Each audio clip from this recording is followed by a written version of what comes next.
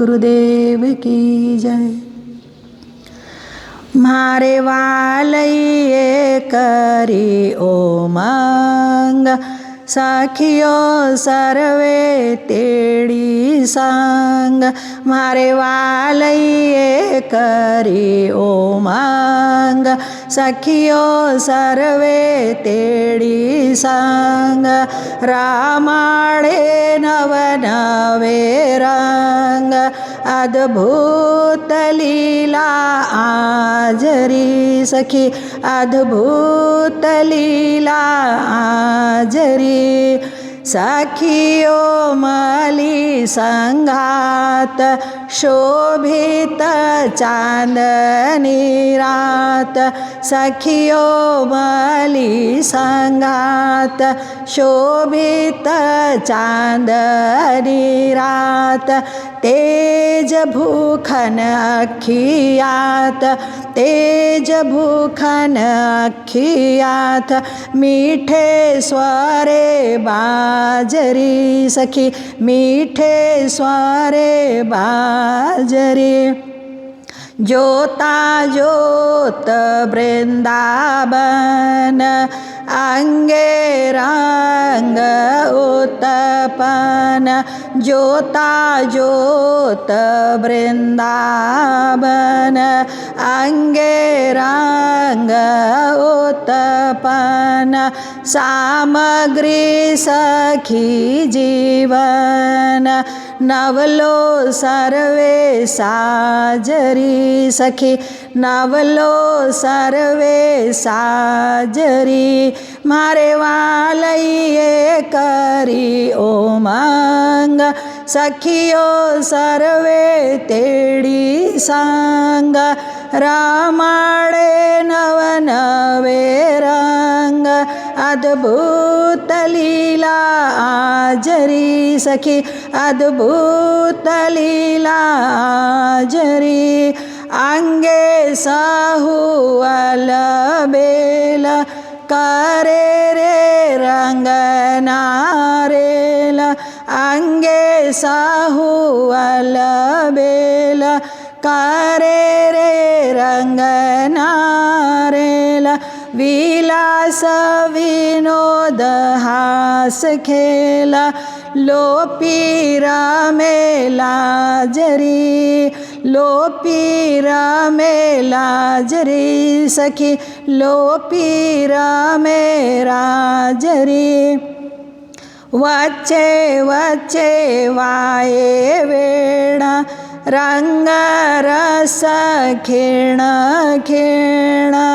वच्चे वच्चे वाये वेणा, रंग रस खिण खिण। उपजावे अति घन, पूर्वा पूरण काजरी सखी, पूर्वा पूरण काजरी।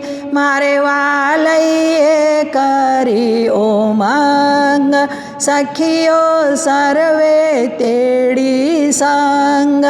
रामाणे नव नवे रंग, अद्भुत लीला आजरी।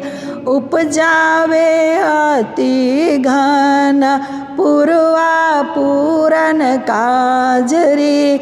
रमवो उन्मदपणे, मारा वालाजी सुरंग घणे। रमवो उन्मदपणे, वालाजी सुरंग घणे। करकंठ धणी तने, विलसु संगे राजरी। विलसु संगे राजरी सखी, विलसु संगे राजरी। मारे वालैये करी उमंग, सखियो सर्वे तेड़ी संग। रामाणे नव नवे रंग, अद्भुत लीला आज सखी, अद्भुत लीला आजरी। सच्चिदानंद गुरुदेव की जय। बढ़त बढ़त मेहर बड़ी, वार न पाइए पार। एक निर्णय मैं ना हुई, वाको वाही जाने सुमार, वाको वाही जाने सुमार।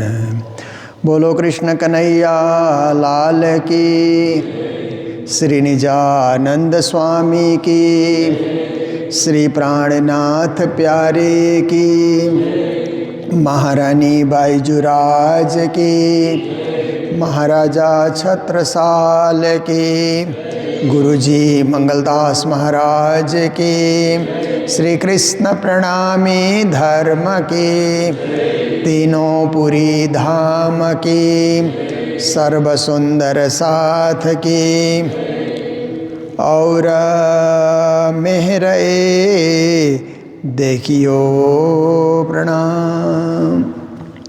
उपस्थित धर्म प्राण शिरोमणि सुंदर साथ जी, माताएं बहनें भाइयों, ब्रह्म ज्ञान रस चर्चा, ब्रह्म ज्ञान रसधारा। देखिए, 3 चीज़ों को गुप्त रखने के लिए श्री जी ने आदेश दिया है, दान, दया और सेवा। दान दया सेवा सर्वा अंगे कीजेते सर्वे गोप। तो देखिए, दान करते हुए गुप्त दान कहते हैं ना, गुप्त दान महादान।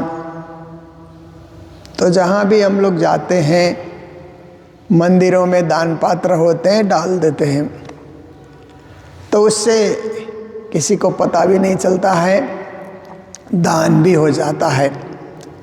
पर अभी क्या है कि कई कई जगह भाई बड़े रकम के लिए रसीद की व्यवस्था होती है, वहाँ आप कर दीजिए, परंतु उसका विज्ञापन नहीं होना चाहिए कि हमने ये किया वो किया, यहाँ दिया वहाँ दिया। ऐसा करके दान का बखान नहीं होना चाहिए। दान किया, हो गया, राज्य को चढ़ गया, राज्य को दिया तो राज्य का ही दिया हुआ, राज्य को दिया। तेरा तुझको सौंपते क्या लागे है मोर, कहते हैं ना, आपका दिया आपको दिया, तो मेरा तो कुछ लगा ही नहीं, तो मैं मेरा बखान क्यों करूं। तो इस प्रकार से दान के क्षेत्र में भी गुप्त दान महादान ऐसा कहते हैं। और कहीं किसी पे हम दया करते हैं तो उसकी भी ज़्यादा चर्चा नहीं होनी चाहिए। हमने गरीबों पर दया की, वृद्धों पर हमने दया की, उनका हाथ हमने पकड़ लिया, या कहीं ज़रूरतमंद हैं उनकी हमने दया की, उन पर उनको कुछ खाना पीना दिया। ये बच्चों को शिक्षा दी हमने। जो बच्चे असहाय हैं, पढ़ने में असमर्थ हैं, माता पिता उनको पढ़ा नहीं सकते, ऐसे बच्चों को आपने पढ़ने में मदद की, तो उसको भी दया ही कहा जाएगा। तो जहाँ भी हम लोग, दया तो होती रहती है। कभी कभी क्या होता है कि ट्रेन में हम जा रहे हैं, हमारे पास बड़ी सीट है, कोई कोई लोग 1 घंटे 2 घंटे के यात्री आती हैं और किनारे में बैठते हैं, तो ठीक है, बैठ के जाओ, हम क्या कर सकते हैं। अगर हमारे मन में दया है, दया नहीं होती है तो हम लोग भगा करके ही छोड़ेंगे उसको कि भागो भागो, यहाँ रिजर्वेशन है, आपकी जगह नहीं है, ऐसा करके। ऐसे तो ट्रेन में चोर भी आते हैं, पर समझ करके, क्योंकि कोई चोर है कि सज्जन है, थोड़ा उसका रूप रंग से भी पता लगता है, और जो वस्त्र पहना है उससे भी थोड़ा पता लग जाता है। पर उस समय कोई बुढ़े आए, बीमार आए, असहाय आए, अशक्त आए, तो हम उनको थोड़ी सी जगह दे सकते हैं, और हमारी थोड़ी सी जगह देने से उनको थोड़ा यात्रा करने में सुविधा हो गई, तो हमने दया की। छोटी छोटी दया है, बहुत बड़ी दया तो हम इतनी बड़ी दया के क्षेत्र में हम प्रवेश नहीं कर सकते। पर चलते फिरते, खाते पीते, उठते बैठते, कहीं भी हमें कहीं दिख गया कि हमारी ओर से दया होनी चाहिए, तो उसको दया करें, पर उसको भी विज्ञापन न करें, उसको भी गुप्त रूप से ही रखें। फिर सेवा, चाहे राज्य की सेवा करें, चाहे सुंदर साथ की सेवा करें, चाहे समाज की सेवा करें, वो भी गुप्त सेवा है, क्योंकि आप सेवा कर रहे हैं, प्रेम से राज्य की सेवा कर रहे हैं। फिर कुछ लोगों का क्या अभ्यास होता है कि हम तो सेवा में 1 घंटा लगाते हैं, ऐसा करके सेवा राज्य की और बखान करने लग गए। फिर कोई आया घर में, कोई आगंतुक आया, तो हम तो ऐसे करते हैं, ऐसी सेवा करते हैं, और हम ध्यान में बैठते हैं 1 घंटे तक, ऐसा करके वो करिए। अगर आपको ध्यान में मन केंद्रित होता है तो आप करिए, वो आपका अपना विषय है, आप अपने अंदर रखिए, पर विज्ञापन करते हुए घूमना नहीं चाहिए उसका। तो देखिए, ये तीनों महामंत्र, जैसे मंत्र को हम चिल्लाते हुए ज़ोर ज़ोर से उच्चारण करते हुए नहीं घूमते हैं, क्योंकि वो मन का विषय है ना। मंत्र क्या है? मन का विषय है। इसीलिए मन को नियंत्रित करने के लिए ही तो मंत्र होता है। मन भागते रहता है, दौड़ते रहता है और कुछ न कुछ सोचते रहता है। उसको नियंत्रित करने के लिए मंत्र जाप शुरू हम जब करते हैं तो मन केंद्रित होता है, फिर भी मन भागना चाहता है, पर मंत्र जाप करते हुए मन भागा तो भी क्या है कि आप तो अच्छे ही काम में लगे हैं ना। आपने तो अच्छा ही सोचा है कि हम मंत्र जाप करने बैठेंगे, ये आपने सोचा है, तो आपकी सोच अच्छी है, इसलिए उस समय भागा हुआ मन इतना दोषी नहीं होता है। पर ऐसे ही आप देखिए कि ऐसे ही मन भाग रहा है, नियंत्रण में नहीं है, तो मंत्र से उसको बस में किया जा सकता है, पर वो मंत्र भी गुप्त होता है। मंत्र जोर जोर से उच्चारण नहीं होता है, गोपनीय। गुरुजन मंत्र देते हैं तो कान में फूंक देते हैं ना, धीरे से कान में मंत्र का उच्चारण करके फिर फूंक देते हैं वो मंत्र कान में, कि वो मंत्र उसने सुना अंदर चला जाए।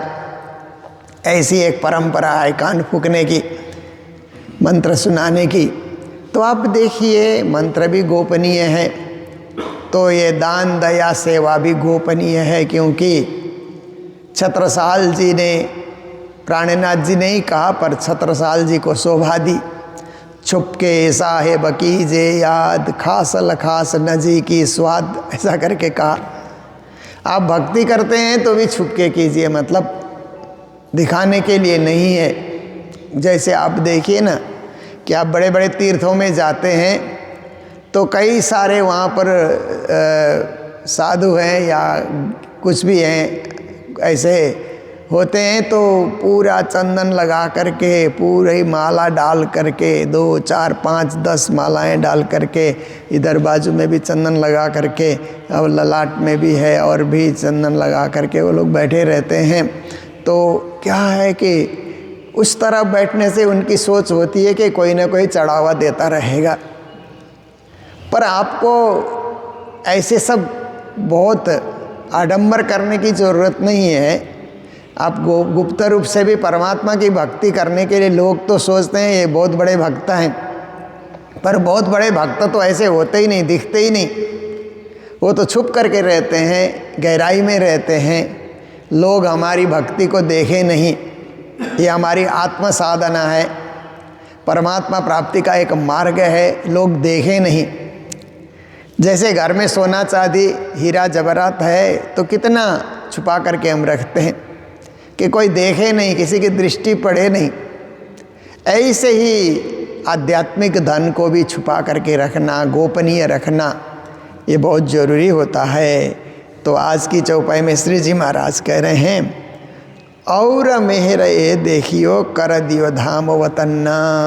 धनी की मेहर होने का फल क्या मिला कि परम धाम के तरफ ध्यान चला जाता है, सुरता परम धाम की तरफ लग जाती है, और परम धाम के दृश्य नज़र में आने लगते हैं कि रंगमहल, फिर रंगमहल के सामने अभी चौक है ना, चांदनी चौक, फिर आप देखिए सामने जा कर के 7 घाट, यमुना के 2 पुल, आगे अक्षरधाम, और फिर उत्तर में पुखराज, फिर दक्षिण की ओर हौज कोसर तालाब, पश्चिम में पश्चिम का चौगान, परमधाम की 7 परिक्रमा।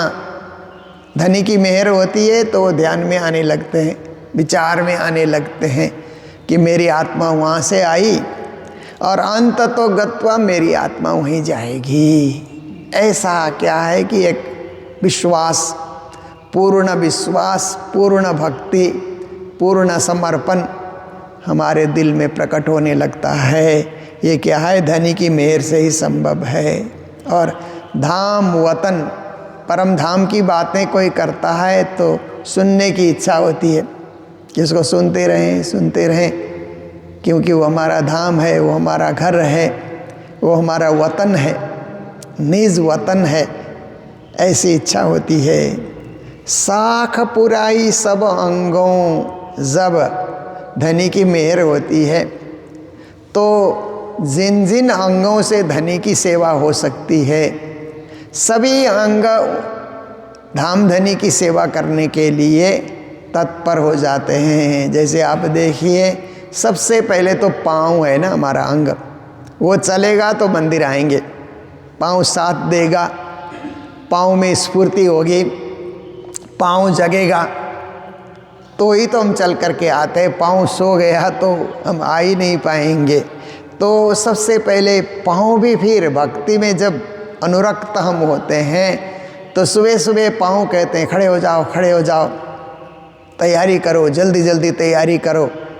ऐसा करके फिर जल्दी से मंदिर पहुँचो, ऐसे पाँव भी साथ देते हैं। फिर मंदिर आने के बाद मंदिर की कोई सेवा है, या तो आरती का समय है तो चंवर करें, हाथ भी कहता है कि चंवर करें राज्य की सेवा में। अपने हाथ से आरती उतारने के लिए सौभाग्य मिला तो आरती भी उतारें, क्योंकि कई मंदिरों में मंगल आरती जब होती है तो पुजारी आरती करते हैं, बाकी सब लोग देखते रहते हैं। इसीलिए हम लोगों ने मंगल धाम में ऐसी व्यवस्था रखी कि पुजारी आरती करे और साथ में सुंदर साथ भी करें।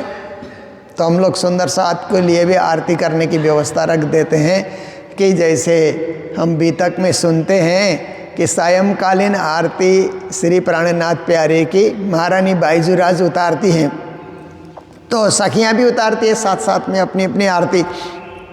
इससे क्या होता है कि अकेले महारानी जी की इच्छा पूरी नहीं हुई, सखियों की भी इच्छा पूरी हो गई। और ये सामूहिक आरती पे गुरुजी बहुत जोर देते थे। गुरुजी श्री 108 मंगलदास जी महाराज कहते थे कि सामूहिक आरती करो। कोई ज़माना ऐसा था, मैंने भी देखा ऐसे ज़माने को कई मंदिरों में, कि एक आरती उतारता है तो पूरी आरती बोली जाती है, फिर वो हटता है, फिर दूसरा जोड़ा आता है, वो आरती उतारता है, पूरी आरती बोली जाती है। लोग खड़े के खड़े हैं देखते रहें। ऐसे 15-20 जोड़ा आ जाए तो 1.5 घंटा ऐसे ही निकल जाएगा। तो गुरु महाराज मंगलदास जी ने कहा कि सामूहिक आरती उतारो ना। एक मेन आरती है वो पुजारी उतारे या जो दान दाता है वो उतारे, बाकी सामूहिक आरती सब लोग उतारो, तो एक साथ आरती हो जाएगी, समय बचेगा। और समय बचेगा तो उस समय का हम सदुपयोग कर सकते हैं, हम परिक्रमा कर सकते हैं, या कहीं बैठ करके ध्यान कर सकते हैं, या कोई चर्चा सुन सकते हैं, और कुछ साधना हम कर सकते हैं। एक ही साधना में हम अटक गए और लोग तो आरती कर रहे हैं, आप खड़े के खड़े हैं, कब हमारी बारी आएगी, कब आएगी। तो ऐसा नहीं, गुरु महाराज थोड़ा संशोधन पे ज़्यादा विश्वास रखते थे कि हमारी पुरानी परंपरा में समय के अनुकूल बन करके हमें संशोधन करते रहना चाहिए। तो सामूहिक आरती, इसलिए मंगल आरती में हम लोग अवसर देते हैं। मंगल धाम में जो भी सुंदर साथ आते हैं, माताएं हैं, भाई लोग हैं, आप लोग भी आरती करिए, बारी बारी से आरती कीजिए। तो ये क्या है कि सबको सबकी इच्छा होती है कि सबके हाथ कहते हैं कि हम अपने हाथ से राज्य की आरती उतारें, तो उनको मौका ही नहीं मिला तो क्या हुआ। इसलिए हाथ को सफल बनाने के लिए आरती उतारने का मौका देना चाहिए। फिर आप देखिए सिर सफल कब होता है? जब मस्तक झुकता है। राज्य के दरबार में, राज्य के मंदिर में आते हैं और सिर हमारा झुक जाता है तो सिर हमारा सफल हो गया ना। राज्य ने सिर दिया, वो उनके चरणों में हमने झुका दिया, उसको और काम में हमने नहीं लगाया। सुबह सुबह उनकी भक्ति में, उनकी सेवा में और उनके सामने उपस्थिति दर्ज कराने में हमने अपने सिर को अर्पण किया। तो इसी तरह से आप देखिए, आँख से दर्शन करें मंदिर के तो आँख भी दर्शन के लिए तरसते हैं, क्योंकि कुछ लोगों को पता ही नहीं होता है कि दर्शन करते समय श्रृंगार का भी दर्शन करना होता है। पता ही नहीं होता है, सिर झुकाते हैं, फट से उठ के चले जाते हैं परिक्रमा में, इधर उधर हो जाते हैं। पर एक बार एक झलक तो जो श्रृंगार मंदिर में किए गए हैं उन पे एक दृष्टि जानी चाहिए, क्योंकि श्रृंगार पूरा एक ग्रंथ की प्राणनाथ जी ने रचना की। श्रृंगार का भी बड़ा भारी महत्व है, स्वरूप का महत्व है, श्रृंगार का महत्व है। इसके लिए हाँ, आँखें उसके लिए तरस उठे, ये भी आँखों की जागनी मानिए। और कान सुनने के लिए तरस उठे। जैसे क्या है कि राज्य की सेवा पूजा हम प्रेम से बोलें तो कान सुनने के लिए तरस उठे, और बोलने का मौका मिले तो जीवा भी गाने के लिए तरस उठे, कंठ भी गाने के लिए तरस उठे। ऐसी सब अंग, जो अंग राज्य की सेवा में काम आते हैं। कुछ अंग ऐसे हैं कि कर्मेंद्रिय हैं, कर्मेंद्रिय को दुनिया का कर्म करना है, उनको एक तरफ छोड़ दीजिए। पर ज्ञानेंद्रियां जो हैं, ज्ञानेंद्रियां जो है वो ज्ञान की ओर हमें खींचती है और हमें अज्ञान को दूर करा करके परम ज्ञान, सत्य ज्ञान, ब्रह्म ज्ञान की ओर खींचती है। तो उनको उस ओर आगे बढ़ाना ही चाहिए। तो कहते हैं कि जब धनी की दया का अनुभव हुआ तो श्री जी कहते हैं, साख पुराई सब अंगों, मेरे गुण अंग इंद्रियों ने भी मुझे साथ देना प्रारंभ किया। ये गुण भी सतगुण बन जाता है। जब अंतर आत्मा जागती है तो तमगुण नहीं सताता है। तमगुण आएगा भी तो क्षणिक बार के लिए, दिन भर तमोगुणी बन करके हम नहीं रहेंगे, दिन भर रजोगुणी बन करके भी हम नहीं रहेंगे, पर दिन भर सतगुणी बन करके हम रहेंगे। सतगुणी बनते बनते और स्टेप आगे बढ़ने की इच्छा हुई तो निर्गुणी बन जाएंगे। फिर तो तीनों गुण का असर उस पे, उसके ऊपर होगा भी नहीं। ऐसी स्थिति में हम लोग पहुंच सकते हैं। तभी श्री जी ने कहा, रहवे निर्गुण होए के और आहार भी निर्गुण, साफ दिल सुहागिन कबहू न दुखावे किन। ऐसे निर्गुण अवस्था की प्राप्ति में हम पहुंच सकते हैं। तो आत्मा जागृति के बाद वो अंग इंद्रियां आपको अनुकूल हो जाती हैं और राज्य की भक्ति करने के लिए सब संलग्न हो जाते हैं। यूँ कई विदा कृपा रोशन्ना, इस तरह से धनी की मेहर, धनी की दया होती है तो हृदय प्रकाशित हो जाता है। हृदय में कोई अंधकार नहीं रहेगा, प्रकाश ही प्रकाश होने का अनुभव होगा। वो प्रकाश ज्ञान का प्रकाश होगा। जैसे सूर्य उदय होते ही अंधेरा नहीं रहता है ना, भाग जाता है और सब जगह प्रकाश प्रकाश होने का हमें अनुभव होता है। इसी तरह ज्ञान का सूर्य उदय होगा, तारतम्य का सूर्य उदय होगा तो हृदय में सर्वत्र प्रकाश ही प्रकाश होने का अनुभव होगा। अज्ञान का नाश हो जाएगा, अविद्या का नाश हो जाएगा, सर्वत्र ज्ञान का प्रकाश, भक्ति का प्रकाश फैलता हुआ हमें नजर आएगा।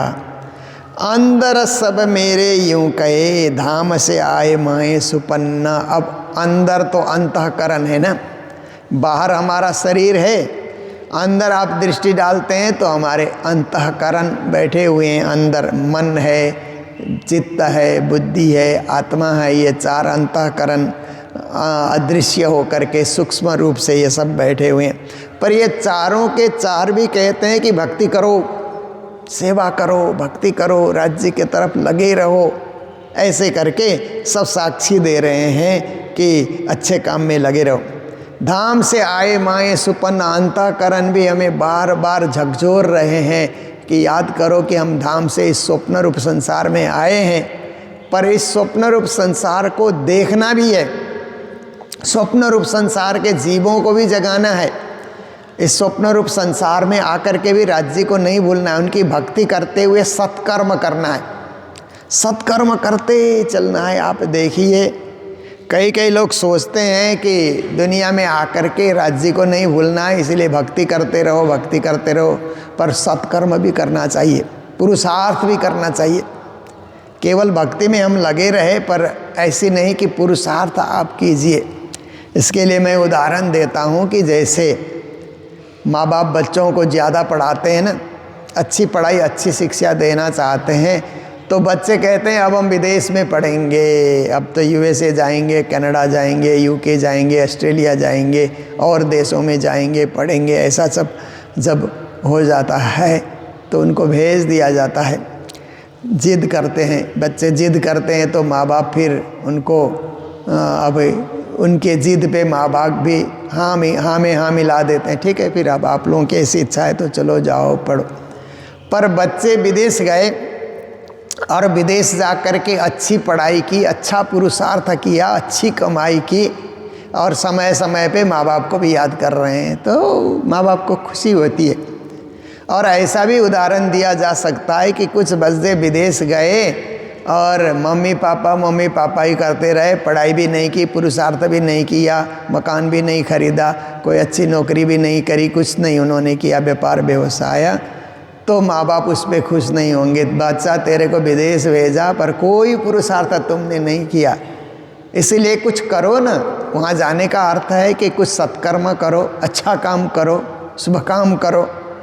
तो राजी कब होंगे? दुनिया में आकर के हम सत्कर्म करेंगे, पुरुषार्थ करेंगे, जन सेवा करेंगे, मानवता की सेवा करेंगे, तो राज्य ज़्यादा खुश होंगे। राज्य को भजना ये तो एक अध्याय है ही है, इस अध्याय से हम वंचित नहीं हो सकते। पर दूसरा भी तो अध्याय है कि जहाँ भेजा उस स्थान को भी शुद्ध बना करके रखना, जहाँ रहें उसकी पवित्रता पे भी ध्यान रखना। राज्य को भज रहे हैं पर इधर उधर की सफाई हम करते नहीं तो भी नहीं हुआ। अपने वातावरण को स्वच्छ रखें, परिवेश को ठीक बनाएं और इसी तरह से लोगों को भी ठीक रहने की शिक्षा दें, विनम्रता के साथ शिक्षा दें लोगों को, ये भी ज़रूरी है। तो कहते हैं धाम से आए माए सुपन्ना है सनमंद धनी धाम सो।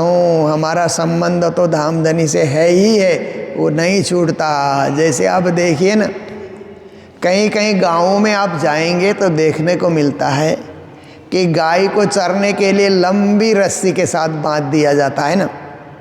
एक तो गाय को छोटी रस्सी से बांधते हैं, जब गौशाला में बांधते हैं तो इधर उधर भागे नहीं, उसके लिए वो बैठ सके, उठ सके, इतनी ही रस्सी गाय के गले में बांध करके खूंटी से लटका दिया जाता है।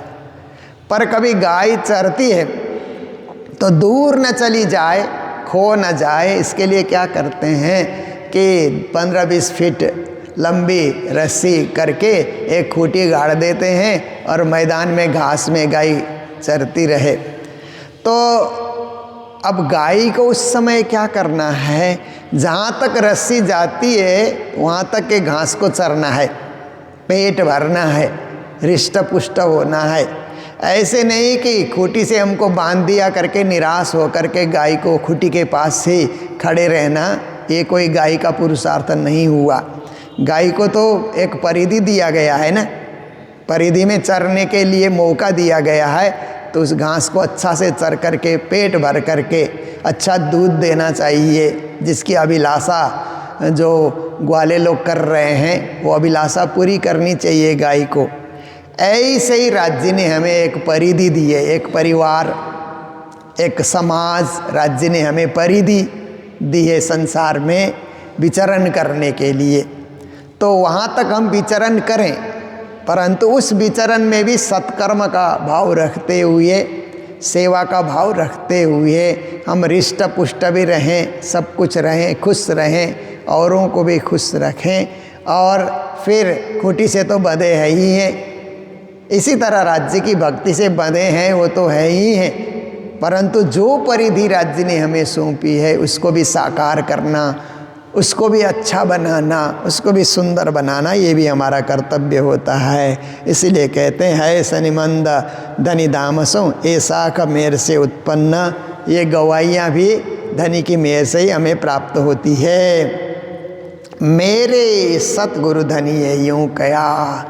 अब देवचंद्र जी महाराज को याद कर रहे हैं, क्योंकि सदगुरु धनी, तो धनी श्री देवचंद्र जी, धाम धनी, तो धनी बोलने से धाम धनी और सदगुरु धनी दोनों आ जाते हैं। पर इस उपाय में उन्होंने स्पष्ट रूप से कहा कि मेरे सदगुरु धनी मतलब देवचंद्र जी ने यूं कहा।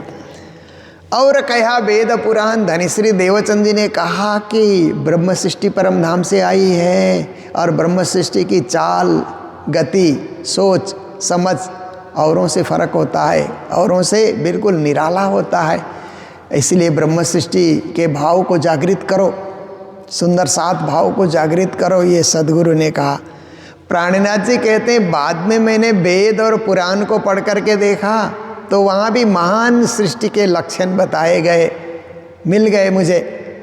इसलिए जो सदगुरु ने कहा उसकी साक्षी तो वेद पुराण दे ही रहे हैं। तो जो भी सदगुरु ने कहा वो शास्त्र सम्मत उन्होंने कहा। इसलिए शास्त्र ले चले सतगुरु सोए, वाणी सकल की एक अर्थ होए, सब सयानों की एक मत पाई, पर अजान देखे रे जुदाई। सदगुरु शास्त्र को लेकर के चले हैं, क्योंकि 14 साल तो भागवत को साथ लेकर के चले हैं।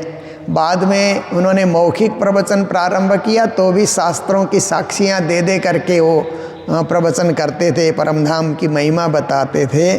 तो प्राणनाथ जी कहते हैं पहले तो 13 साल तक तो सदगुरु के मुख से ही सुनने का मौका मिला, तब अलग शास्त्र प्राणनाथ जी पढ़े नहीं। बाद में उनको मौका लगा धर्म ग्रंथों को देखने का, तो वहाँ भी वही सही प्रमाण और वैसे ही सिद्धांत उनको वहाँ पर मिले। फिर कहते हैं सो खोल दिए मोहे माए ने। फिर राज्य की सदगुरु की ऐसी कृपा हुई, ऐसी मेहर हुई, सारे वेद शास्त्रों के अर्थ अपने आप खुल गए, सीखना नहीं पड़ा। ना सीखे सिखाए सोबते हक मेरे पावत। एक जगह कहते हैं कि कभी कभी धनी की मेहर होती है तो सीखना नहीं पड़ता है, अपने आप ही खुल जाता है, अपने आप ही जो है वो बंद ताला खुल जाता है और आपको पता लगने लगता है हाँ इसका अर्थ ये है। तो ऐसी कृपा उनकी हुई और ऐसे उन्होंने अर्थ खोलने के लिए मुझे प्रेरणा भी दी। कर दई आत्म पहचान, और आत्मा की पहचान भी उन्होंने कराई। अन्यथा हमारी आत्मा कहाँ से आई है जानते ही नहीं थे, कहाँ से आई कहाँ जाना। जिसने कोई तारतम्य नहीं सुना हो और परमधाम का सिद्धांत नहीं कहीं पढ़ा हो, तो आत्मा कहाँ से आई कहाँ जाएगी कुछ पता ही नहीं चलेगा उसको। चलेगा भी तो स्वर्ग वैकुंठ की 14 लोक की बातें करेगा, उससे परे की बात वो कर नहीं सकता। पर धनी श्री देवचंद जी ने आत्मा पहचान करा करके परमात्मा से उस आत्मा को जोड़ने की विधि भी बताई। वो विधि ही सेवा पूजा है। आत्मा परमात्मा से जुड़ती है, आत्म दृष्टि जुड़ी पर आत्म तब भयो आत्म निवेद, या विद लोक लखे नहीं कोई, कोई भागवंती जाने या वेद। तो आत्मा की दृष्टि परमात्मा से जुड़ जाती है, उसी को आत्मनिवेदन भक्ति कहा जाता है। दुनिया इसको नहीं समझते हैं। कोई भगवंती मतलब भगवत भक्ति में संलग्न लोग ही इस रहस्य को समझ सकते हैं कि आत्मा और परमात्मा की महिमा को जानने के बाद जीवन जीने का अर्थ क्या होता है। तो आज का भी समय हमारा यहीं पूरा होता है। तो देखिए आज के दिन हमें जो सेवा मिली है, आज राजभोग एवं भंडारे की सेवा हैदराबाद निवासी ब्रह्म मुनि श्री झांझन जी भंडारी के वंशज श्री मुरलीधर जी कमला देवी भंडारी के परिवार में राजकुमार भंडारी, सुपुत्र गौरव विशाल अक्षय, पुत्रवधू मधुबाला नम्रता पायल, पौत्र पौत्री सुयश श्रीयान राज अनंतराज नितिका आदि सपरिवार के साथ हमारे इंदिरा भंडारी जी जो प्रतिवर्ष गुरु जी की तिथि में यहाँ पर आती हैं और 108 भोग बनाने में पूरा उनका भी सहयोग रहता है। और यहाँ एक पारायण स्वयं पारायण पाठ करके जाती हैं। तो हमारे बीच उपस्थित हैं इंदिरा जी, उनको भी मंगल बधाई देते हुए, परिवार के सभी सदस्यों को मंगल बधाई देते हुए, ये भंडारा विशाल के जन्मदिन के उपलक्ष्य में होगा। तो विशाल को भी और सपरिवार को भी मंगल बधाई, मंगल कामनाएं देते हुए आज की चर्चा को यहीं विराम दे रहे हैं। जय जयकार के साथ बोलो सतगुरु महाराज की, श्री प्राणनाथ प्यारे की, सर्व सुंदर साथ की। मेरे सतगुरु धनिये यूं कहा, और कहा वेद पुराना, सो खोल दिए मोहे मायने, कर दया तम पहचाना, कर दया तम पहचाना। बोलो श्री प्राणनाथ प्यारे की, श्री धाम के धनी की। प्रणाम।